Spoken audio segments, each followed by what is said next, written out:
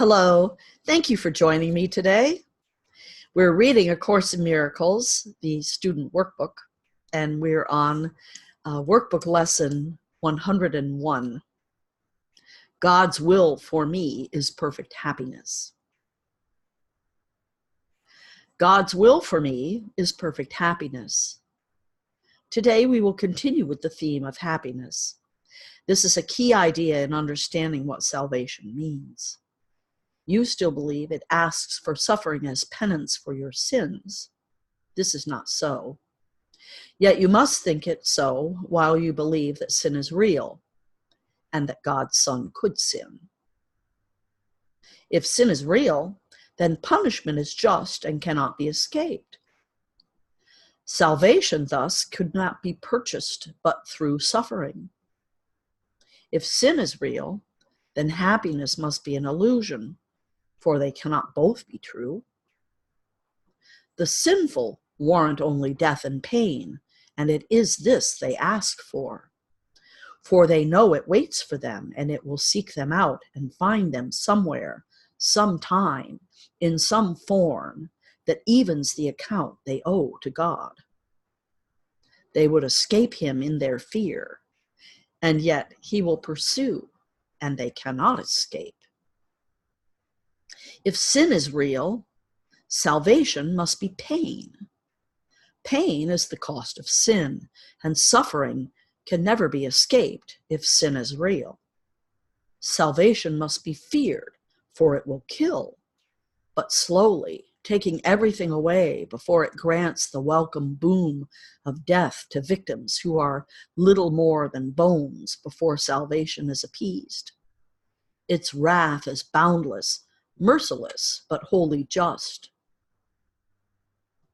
Who would seek out such savage punishment? Who would not flee salvation and attempt in every way he can drown the voice which offers it to him? Why would he try to listen and offer it and accept its offering? If sin is real, its offering is death, and meted out in cruel form to match the vicious wishes in which sin is born. If sin is real, salvation has become your bitter enemy, the curse of God upon you, who have crucified his Son. You need the practice periods today.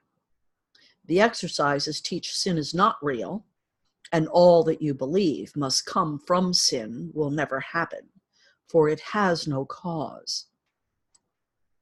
Accept atonement with an open mind, which cherishes no lingering belief that you have made a devil of God's Son. There is no sin. We practice with this thought as often as we can today, because it is the basis for today's idea.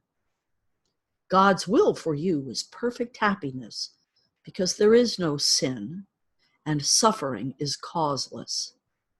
Joy is just, and pain is but a sign you have misunderstood yourself. Fear not the will of God, but turn to it in confidence that it will set you free from all the consequences sin has wrought in feverish imagination. Say, God's will for me is perfect happiness. There is no sin. It has no consequence. So should you start your practice periods and then attempt again to find the joy these thoughts will introduce into your mind. Give these 5 minutes gladly to remove the heavy load you lay upon yourself with the insane belief that sin is real. Today, escape from madness. You are set on freedom's road, and now today's idea brings wings to speed you on, and hope to go still further to the waiting goal of peace. There is no sin. Remember this today, and tell yourself as often as you can, God's will for me is perfect happiness. This is the truth, because there is no sin. Excellent lesson today. It is apt to be challenging, the concept that there is no sin. I suspect many of you are having all kinds of thoughts come to mind about all kinds of people that you can think of that are sinful, or even yourself, things that you believe you have done where you have sinned. Again, this all comes back to the realization that we are one with each other and with our Creator. We are divinity in expression. And while you may make mistakes, they are not what you think of in terms of sins.